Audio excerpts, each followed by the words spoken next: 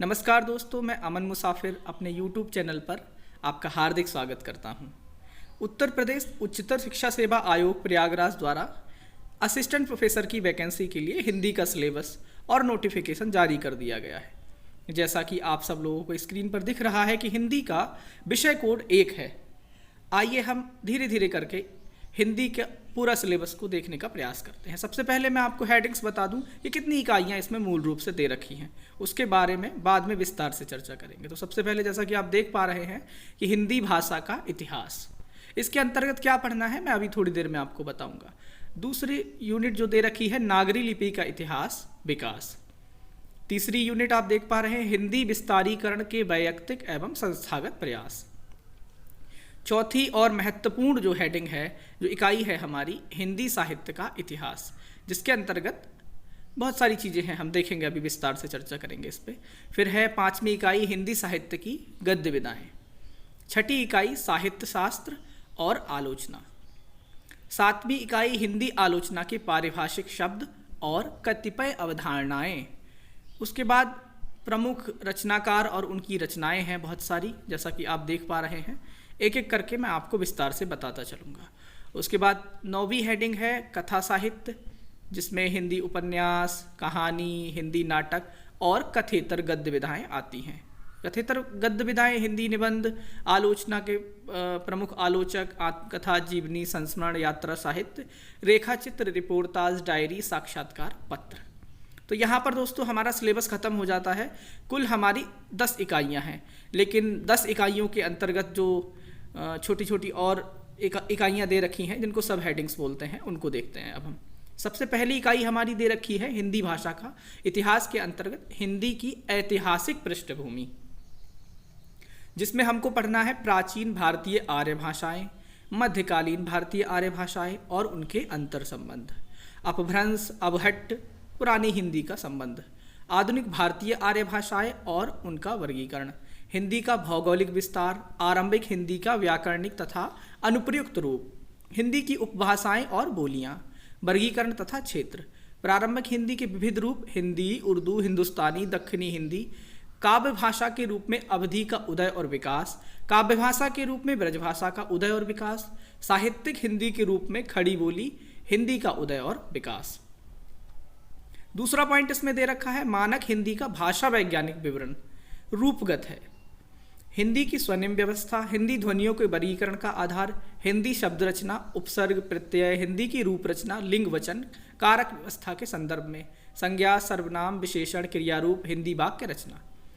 तीसरी हेडिंग दे रखी है हिंदी भाषा प्रयोग के विविध रूप, बोली, मानक भाषा, राजभाषा, राष्ट्रभाषा, संपर्क भाषा, संचार भाषा। और अंत में पहली इकाई में दे रखा है प्रयोजन मूलक हिंदी की संवैधानिक स्थिति और भारतीय संघ की राजभाषा के रूप में हिंदी का विकास। चलिए दूसरी इकाई की ओर चर्चा करते हैं, नागरी लिपि का इतिहास विकास। छोटी सी इकाई है लेकिन महत्वपूर्ण है। नागरी लिपि का उद्भव और विकास, नागरी लिपि की विशेषताएं एवं मानकीकरण, कंप्यूटर और देवनागरी लिपि से संबंधित सुविधाएं एवं सॉफ्टवेयर, और अंत में यूनिकोड। तीसरी इकाई में दे रखा है हिंदी विस्तारीकरण के वैयक्तिक एवं संस्थागत प्रयास, जैसे कि स्वतंत्रता आंदोलन के दौरान राष्ट्रभाषा के रूप में हिंदी का क्या विकास रहा, हिंदी प्रसार के आंदोलन, प्रमुख व्यक्तियों एवं संस्थाओं का योगदान, हिंदी से संबंधित सरकारी संस्थाएं एवं विभाग, सम्मान, पुरस्कार, पत्र पत्रिकाएं, हिंदी के जन माध्यम, हिंदी पोर्टल एवं वेब पोर्टल। ये भी ज़्यादा बड़ी इकाई नहीं है, छोटी सी इकाई है। अब जो सबसे महत्वपूर्ण इकाई है हमारी इस पूरे सिलेबस में, वह हिंदी साहित्य का इतिहास। इसके अंतर्गत साहित्य का इतिहास, दर्शन, हिंदी साहित्य के इतिहास लेखन की पद्धतियाँ, बहुत सारी पद्धतियाँ होती हैं, हिंदी साहित्य के प्रमुख इतिहास ग्रंथ एवं उनकी विशेषताएँ, हिंदी साहित्य इतिहास का काल विभाजन और नामकरण की समस्या हम सब परिचित हैं। अब सबसे पहले आते हैं आदिकाल पर। आदिकाल में हमें लगभग पूरा आदिकाल ही दे रखा है इन्होंने। कुछ आदिकाल साहित्य की सामाजिक, सांस्कृतिक, धार्मिक पृष्ठभूमि, धार्मिक साहित्य में सिद्ध, जैन, नाथ साहित्य, लौकिक साहित्य, रासो काव्यधारा, श्रृंगारिक काव्यधारा और अमीर खुसरो की कविता। इसमें इन्होंने अमीर खुसरो की कविता को लगाया है। भक्ति काल में हम भक्ति आंदोलन की पृष्ठभूमि और उसके उदय के सामाजिक सांस्कृतिक कारण, उसके विविध दृष्टि, भक्ति आंदोलन का अखिल भारतीय स्वरूप और उसका अंतः प्रादेशिक वैशिष्ट देखेंगे। भक्ति काल के प्रमुख दार्शनिक सिद्धांत जैसे विशिष्ट द्वैतवाद, हम सब जानते हैं, शुद्ध द्वैतवाद, द्वैताद्वैतवाद, द्वैतवाद आदि। भक्ति काव्य के भेद, हिंदी संत काव्य परंपरा और उसका वैचारिक आधार, संत काव्य में सामाजिक समरसता, हिंदी में सूफी काव्य परंपरा, हिंदी के असूफी प्रेमाख्यान। रीति काल के अंतर्गत हम देखेंगे कि रीति काल की सामाजिक सांस्कृतिक पृष्ठभूमि। अच्छा, इसमें एक चीज कॉमन है कि इनकी सामाजिक सांस्कृतिक पृष्ठभूमि रीतिकाल, भक्तिकाल, आदिकाल सब में महत्वपूर्ण है। आगे रीतिकालीन साहित्य की प्रमुख प्रवृत्तियां, रीतिबद्ध, रीति सिद्ध, रीति मुक्त काव्य और रीति काव्य के प्रमुख स्रोत। रीतिकालीन कवियों का आचार्यत्व, रीतिकाल के प्रमुख कवि और उनका काव्य। अच्छा, उसमें आदिकाल में हम देख रहे थे कि अमीर खुसरो जो है उनकी विशेष कविताएं दे रखी हैं। भक्ति काल में सभी आ जाएंगे और यहाँ पर इन्होंने कहा रीतिकालीन कवियों का आचार्यत्व और रीतिकाल के प्रमुख कवि और उनका काव्य। ये मैं बाद में वीडियो के माध्यम से आपको बताऊंगा कि रीतिकाल के कौन कौन से कवि हमको पढ़ने हैं और कौन कौन से छोड़ने हैं।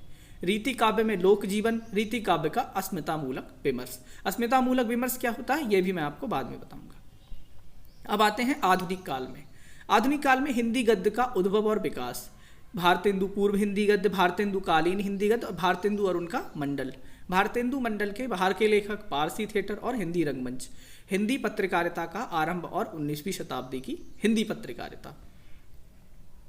दूसरा है द्विवेदी युग, जिसमें महावीर प्रसाद द्विवेदी और उनका युग, हिंदी नवजागरण और सरस्वती, राष्ट्रीय काव्यधारा के प्रमुख कवि, स्वच्छंदतावाद और उसके प्रमुख कवि, द्विवेदी युगीन हिंदी पत्रकारिता, द्विवेदी युगीन हिंदी गद्य का वैशिष्ट। अब आते हैं छायावाद पर। छायावाद में इन्होंने लिखा है छायावाद की सांस्कृतिक, सामाजिक, दार्शनिक पृष्ठभूमि, छायावाद का आरंभ और छायावाद के विषय में विभिन्न मत, छायावाद की प्रमुख विशेषताएं, छायावाद के प्रमुख कवि। वही 4 कवि छायावाद के। प्रगतिवाद की अवधारणा, प्रगतिवादी काव्य और उनके प्रमुख कवि। प्रयोगवाद और नई कविता, नई कविता में प्रमुख कवि। देखिए, प्रयोगवाद और नई कविता में बहुत सारे कवि हैं, लेकिन हमें किन किन कवियों को पढ़ना है वो मैं आपको आगे वीडियो के माध्यम से बताऊंगा। और समकालीन कविता। अब 5वीं इकाई है हिंदी साहित्य की गद्य विधाएं। तो गद्य विधाएं में सबसे पहला हिंदी उपन्यास, उपन्यास की अवधारणा, प्रेमचंद पूर्व उपन्यास, प्रेमचंद और उनका युग, प्रेमचंद के परिवर्ती उपन्यासकार, स्वातंत्र्योत्तर हिंदी उपन्यास। अब हिंदी कहानी में हिंदी कहानी का उद्भव और विकास, हिंदी कहानी के प्रमुख आंदोलन, कहानी और नई कहानी, हिंदी कहानी की प्रमुख प्रवृत्तियाँ। हिंदी नाटक के अंतर्गत हिंदी नाटक और रंगमंच, भारतीय नाट्य परंपरा और नाट्यशास्त्र का संक्षिप्त परिचय, हिंदी नाटक के विकास के चरण, भारतेंदु युग पूर्व के नाटक, भारतेंदु युग के नाटक, प्रसाद युग और प्रसादोत्तर युग के नाटक, स्वातंत्र्योत्तर युग के नाटक, हिंदी एकांकी, हिंदी के प्रमुख एकांकीकार। इसमें भी बहुत सारे एकांकीकार हैं, लेकिन जो प्रमुख हैं वो मैं आपको बताऊंगा। हिंदी निबंध में हिंदी निबंध का विकास, उसकी मूलभूत विशेषताएं, इसके प्रमुख भेद और प्रमुख निबंधकार। आलोचना, हिंदी आलोचना में हिंदी आलोचना का उद्भव और विकास, हिंदी के प्रमुख आलोचक और आलोचनात्मक स्थापनाएं। बहुत सारे लोगों ने अपनी अपनी स्थापनाएं दी, उनको पढ़ेंगे। कथेतर गद्य विधाएं जैसे संस्मरण, रेखा चित्र, जीवनी, आत्मकथा, रेडियो एकांकी, डायरी, रिपोर्टाज, साक्षात्कार, यात्रा साहित्य, पत्र साहित्य, ब्लॉग लेखन। ब्लॉग लेखन से शायद आप परिचित ना हो, लेकिन इसमें लगा दिया है ब्लॉग लेखन, मतलब चिट्ठाकारिता बोलते हैं इसको। अब साहित्य शास्त्र और आलोचना, जिसमें काव्य शास्त्र में काव्य के लक्षण, काव्य प्रयोजन, काव्य हेतु, काव्य दोष, काव्य गुण, काव्य के रूप, काव्य के प्रमुख संप्रदाय और सिद्धांत, रस, अलंकार, रीति, ध्वनि, वक्रोक्ति और औचित्य, रस निष्पत्ति, साधारणीकरण, भरत मुनि का रस सूत्र और उसके प्रमुख व्याख्याकार, रस के अवयव, भेद शब्द शक्तियाँ। इस पर मैं स्वतंत्र रूप से एक एक वीडियो बना करके आपको बताऊंगा। अलंकार में, अच्छा अलंकार देखिए कौन कौन से रखे हैं इसमें। अनुप्रास, इसमें से हम अब तक काफ़ी अलंकार कवर कर चुके हैं, लेकिन बहुत सारे ऐसे होंगे जो हमने नहीं पढ़े हैं। मैं उदाहरण सहित आपको एक एक करके सभी अलंकारों पर मैं वीडियो बनाऊंगा और समझाऊंगा आसान भाषा में। अलंकार में अनुप्रास, यमक, वक्रोक्ति, श्लेष, उपमा, रूपक, उत्प्रेक्षा, संदेह, भ्रांतिमान, अतिशयोक्ति, अन्योक्ति, समासोक्ति, अत्युक्ति, विशेषोक्ति, विभावना, प्रतीप, व्यतिरेक, असंगति, विरोधाभास, तद्गुण, अतद्गुण, मीलित, उन्मीलित, अपनहुति। आदि अलंकार है। इसमें प्लेटो के काव्य सिद्धांत को पढ़ना है, अरस्तु की मान्यताएं जो भी हैं काव्य के संबंध में, त्रासदी, अनुकरण का सिद्धांत, विरेचन का सिद्धांत, नेट में भी ये हम सब पढ़ चुके हैं। त्रासदी और महाकाव्य में अंतर क्या होता है, होरस की मान्यताएं पढ़नी है, लोनजाइनस का उदात्त पढ़ना है, शास्त्रीयतावाद और स्वच्छंदतावाद पढ़ना है, क्रोचे का अभिव्यंजनावाद पढ़ना है, और रिचर्ड्स और इलियट के सिद्धांत पढ़ने हैं, और नई समीक्षा, इसको न्यू क्रिटिसिज्म बोलते हैं। हिंदी आलोचना 7वीं इकाई देखते हैं अब विस्तार से। हिंदी आलोचना के पारिभाषिक शब्द और कतिपय अवधारणाएं। काव्य भाषा, बिंब, मिथक, कल्पना, फैंटेसी, निजंधरी कथा, कवि समय, काव्य रूढ़ी, प्रतिभा, व्युत्पत्ति, अभ्यास, अनुभूति, अप्रस्तुत योजना, संकेत ग्रह, बिंब ग्रहण, आनंद की साधनावस्था और सिद्धावस्था, शील दशा, भाव दशा, लोकमंगल, प्रत्यक्ष रूप विधान, स्मृत रूप विधान, कल्पित रूप विधान, भाव एवं मनोविकार, ज्ञानात्मक संवेदना और संवेदनात्मक ज्ञान, लाक्षणिक मूर्तिमत्ता, उपचार वक्रता, आदर्शोन्मुख यथार्थ। ये आदर्शोन्मुख यथार्थ प्रेमचंद से संबंधित है, इसके बारे में मैं आपको बताऊंगा।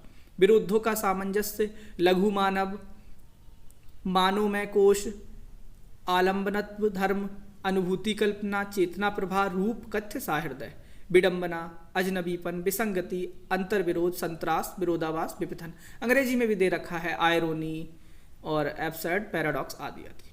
उत्तर आधुनिकता, मार्क्सवाद, मनोविश्लेषणवाद, अस्तित्ववाद, यथार्थवाद, आदर्शवाद, अति यथार्थवाद, मानववाद, प्रभाववाद, आधुनिकतावाद, संरचनावाद, रूपवाद, अस्मिता मूलक विमर्श में हम सब जानते हैं दलित, स्त्री, आदिवासी। थर्ड जेंडर को इन्होंने नया नया शामिल किया। सामान्यतः थर्ड जेंडर जो होता है नहीं होता है सिलेबस में। पुनर्जागरण, गांधीवाद, अंबेडकर दर्शन, लोहिया दर्शन, एकात्म मानववाद, सांस्कृतिक आलोचना। इन सब में हम नेट में पुनर्जागरण, गांधीवाद, अंबेडकर, लोहिया ये सब पढ़ चुके हैं। बाकी सांस्कृतिक आलोचना को हम देखेंगे और एकात्म मानववाद को देखेंगे। हिंदी के प्रमुख आलोचक और उनकी आलोचनात्मक स्थाएं। इसमें भी प्रमुख आलोचक तो बहुत सारे रहे हैं, लेकिन कुछ आलोचक ऐसे हैं जिनकी स्थापनाएं बहुत सारी प्रसिद्ध आलोचनाएं हैं, प्रचलित आलोचनाएं उन्होंने स्थापनाएं बनाई, उसको हम एक एक करके देखेंगे। अब प्रमुख रचनाकार और उनकी रचनाएं। इसमें देखिए गोरखवाड़ी जो पीताम्बर दत्त वड़वत्थाल ने संपादित की थी, उसके ये संख्या दे रखी है, इतने ही पद पढ़ने हैं हमको, इसके अलावा नहीं पढ़ना है। फिर विद्यापति की पदावली जो रामफेर त्रिपाठी जी ने संपादित की है, वो खरीद कर आप पढ़ेंगे, मैं बताऊंगा आपको। कबीरवाड़ी के संपादक जयदेव सिंह वासुदेव। इसमें क्या है, सुमिरन को अंग, बिरह को अंग, पर्चा को अंग, सहज को अंग, इनके ये पद पढ़ने हैं। ये हम इनमें से कुछ से परिचित हैं। जायसी ग्रंथावली बहुत प्रसिद्ध है, रामचंद्र शुक्ल जी ने संपादित की थी। इसका नागमती वियोग खंड हम पढ़ ही चुके हैं, नक्सिक खंड मैं दोनों पढ़ाऊंगा आपको, नागमती वियोग खंड और नक्सिक खंड। सूरदास का भ्रमर गीत पद संख्या 21 से 70 शुक्ल जी द्वारा संपादित जो है। रामचरितमानस का उत्तरकांड आप लगभग हर कंपटीशन में पढ़ते ही हैं, इसमें भी देखेंगे हम इसकी प्रमुख प्रश्न क्या बन सकते हैं। मीराबाई विश्वनाथ त्रिपाठी आरंभिक 20 पद। रहीम जो है सत्य प्रकाश मिश्र ने संपादित की थी, उसके 40 दोहे। और केशव दास की केशव कौमुदी, लाला भगवान दीनवाली और बिहारी विश्वनाथ प्रसाद मिश्र, इनके 40 दोहे हैं। भूषण के 20 छंद हैं। रसखान के भी सवैये दे रखे हैं इसमें। घनानंद के कवित्व दे रखे हैं 1 से 30 तक। और मैथिली शरणगुप्त का साकेत, नवम सर्ग हम सब पढ़ रखे हैं, हम एक बार और देख लेंगे। जयशंकर प्रसाद का कामायनी के आशा, श्रद्धा, लज्जा, 3 सर्ग हैं। 15 सर्ग हैं, 15 में से 3 सर्ग पूछे गए हैं इसमें। निराला जी की राम की शक्ति पूजा, जागो फिर एक बार, भारती जय विजय करे, वरदे वीणा वादनी बरदे। सुमित्रानंदन पंत की प्रथम रश्मि, नौका विहार, संध्या, एक तारा, भारत माता, द्रुत झरो जी, जगत के जीर्ण पत्र। इन सब में हमने लगभग ये सारी रचनाएं नेट में पढ़ रखी हैं, MA के सिलेबस में पढ़ रखी होती हैं और BA के सिलेबस में पढ़ रखी होती है। कुछ मुख्य मैं आपको बताऊंगा। बाकी सच अज्ञे की असाध्य बीड़ा, नदी के द्वीप, मुक्तिबोध की अंधेरे में, दिनकर जी की रेणुका सामधेनी, इसकी कविताएं हैं बहुत सारी। नागार्जुन की भी हैं, बादल को घिरते देखा है कालिदास, और अन्य दे रखी हैं इसमें। शमशेर बहादुर सिंह की भी दे रखी है। निराला के प्रति बड़ी ही फेमस कविता है इनकी एक, और भी जो 4-5 दे रखी हैं। केदारनाथ अग्रवाल की भी हैं। निराला के प्रति, और माझी न बजाओ बंसी, किसान से, मेरी धरती और मैं, प्यासी धरती की पुकार, भवानी प्रसाद मिश्र का गीत फरोश और सतपुड़ा के जंगल, ये दोनों मैं आपको बहुत अच्छे से बताऊंगा। पांडे की सुदामा पांडे धूमिल की मोचीराम, जनतंत्र के सूर्योदय में सच्ची बात। अब कथा साहित्य की बात करें, ये बहुत ही महत्वपूर्ण उपन्यास इन्होंने लगाए हैं। प्रेमचंद का गोदान सबने पढ़ रखा है। चतुर्सेन शास्त्री वयम रक्षाम, ये रक्ष संस्कृति के ऊपर है, इसके बारे में विस्तार से स्वतंत्र वीडियो बना करके आपको पढ़ाऊंगा। चतुर्सेन शास्त्री जी। वृंदावन लाल वर्मा का विराटा की पद्मनी भी बहुत अच्छा उपन्यास है। पुनर्नवा, नदी के द्वीप, मनोवैज्ञानिक उपन्यास है। मैला आंचल, आंचलिक उपन्यास है। भूले बिसरे चित्र, नीला चांद, मानस का हंस, तुलसी जी के बारे में। झूठा सच, देश के विभाजन पर आधारित है। राग दरबारी, इसमें देश की विसंगतियां हैं। बसंती और आपका मंटी, मनोवैज्ञानिक उपन्यास कहा जाता है, बाल मनोवैज्ञानिक। कहानियाँ जो हैं इसमें, अगर आप मेरे YouTube चैनल की प्लेलिस्ट में जाएंगे तो उसमें से कुछ कहानियाँ आपको, हिंदी कहानी से एक सेक्शन बना हुआ है, एक प्लेलिस्ट बनी हुई है, उसमें आपको कुछ कहानियाँ मिल जाएंगी। बाकी मैं इसमें परिंदे पड़ी हुई है, चीफ की दावत पड़ी हुई है और कफन पड़ी हुई है। उसने कहा था मैं आजकल रिकॉर्ड कर रहा हूँ, जल्दी देता हूँ। तो आप कहानियों को आप वीडियो बनाने से बेहतर है मैं ऑडियो बुक के माध्यम से आपको पढ़ाऊँगा। तो प्रेमचंद की दुनिया का अनमोल रतन, कफन आप पहले से ही पढ़ सकते हैं उसमें। राजा राधिका रमण प्रसाद सिंह का कानों में कंगना, ये डालूंगा, ताई डालूंगा। कौशिक जी की, गुलेरी जी की उसने कहा था मैं रिकॉर्ड कर रहा हूँ आजकल। जयशंकर प्रसाद की आकाशदीप, जैनेन्द्र की पत्नी, रेणु जी की लालपान की बेगम और रसप्रिया, अज्ञे जी की रोज और शरणदाता, भीष्म साहानी जी की चीफ की दावत, ऊषा प्रियंवदा की वापसी, फिर वर्मा जी की परिंदे, कमलेश्वर की दिल्ली में एक मौत और राजेंद्र यादव की जहां लक्ष्मी कैद है, और मोहन राकेश का मलबे का मालिक। नाटक जो है लगभग हम सब पढ़ चुके हैं। इसमें एक बार मैं फिर से आपको विस्तार से बताऊंगा।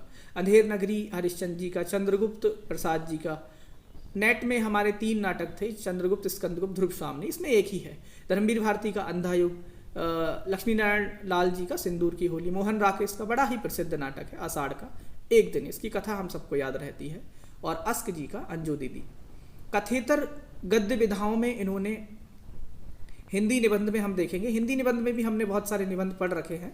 मैं सबकी विशेषताएं, सबसे जितने भी महत्वपूर्ण प्रश्न बन सकेंगे मैं आपको बताऊंगा। ये भारत वर्षोन्नति कैसे हो सकती है, वैष्णवता और भारतवर्ष, मिश्र जी का आप और धोखा, बालकृष्ण भट्ट का साहित्य जन समूह के हृदय का विकास है, बड़ा ही महत्वपूर्ण है। और बालमुकुंद गुप्त शिव शंभू के चिट्ठे, गुलेरी जी का धर्म और समाज, द्विवेदी जी का कवि कर्तव्य, आचार्य पूर्ण सिंह का हम ये निचली कक्षाओं में पढ़ चुके हैं, आचरण की सभ्यता। मुझे ध्यान नहीं आ रहा है लेकिन यूपी बोर्ड वाले बच्चे पढ़ते हैं, सब पढ़ते हैं। रामचंद्र शुक्ल की श्रद्धा और भक्ति, ये भी हम लोगों ने पढ़ा होगा, मैं बताऊंगा इसके बारे में। द्विवेदी जी का बड़ा प्रसिद्ध है नाखून क्यों बढ़ते हैं। कुबेरनाथ राय का महाकवि की तर्जनी, अस्थि की पुकार हिमालय, विद्यानिवास मिश्र का। और परसाई जी की तो बड़ी ही प्रसिद्ध ये विकलांग श्रद्धा का दौर है। आलोचना, प्रमुख आलोचक जो दे रखे थे ऊपर, उनमें से हमको इनको ही पढ़ना है। रामचंद्र शुक्ल, नंद दुलारे वाजपेयी, डॉक्टर नगेंद्र, हजारी प्रसाद द्विवेदी, रामविलास शर्मा, विजय देव नारायण शाही, रामस्वरूप चतुर्वेदी, नामवर सिंह की प्रमुख स्थापनाएं। आत्मकथा जो है, आत्मकथा बड़ी ही महत्वपूर्ण है, ये हिंदी साहित्य में अपना एक विशेष स्थान रखती है। पांडे, बेचन शर्मा, उग्र, अपनी खबर। सबसे पहले मैं इसी पर एक वीडियो बनाऊंगा, आपको पढ़ाने की कोशिश करूंगा। इससे जो भी महत्वपूर्ण प्रश्न बन सकेंगे, सब 2 वीडियो बनाऊंगा। एक तो पहले ये कि इसमें आत्मकथा में मुख्य कहानी क्या है, काफ़ी बड़ी आत्मकथा लिखी है इन्होंने, लगभग 17 जो है उसके भाग हैं। जीवनी विष्णु प्रभाकर की आवारा मसीहा, संस्मरण सुधियाँ उस चंदन के बन की, विष्णुकांत शास्त्री, यात्रा साहित्य निर्मल वर्मा, चीड़ों पर चांदनी। छोटा सा ये यात्रा वृतांत है, मैं आपको बताऊंगा। रेखा चित्र महादेवी वर्मा, मेरा परिवार। रिपोर्टाज ऋणजल धनजल, फणीश्वर नाथ रेणु जी का। डायरी रमेश चंद्र शाह का अकेला मेला। साक्षात्कार बनारसी दास चतुर्वेदी, प्रेमचंद के साथ 2 दिन। और पत्र साहित्य में ये अमृत राय का चिट्ठी पत्री हो गया और वल्लभ शास्त्री जी का निराला के पत्र।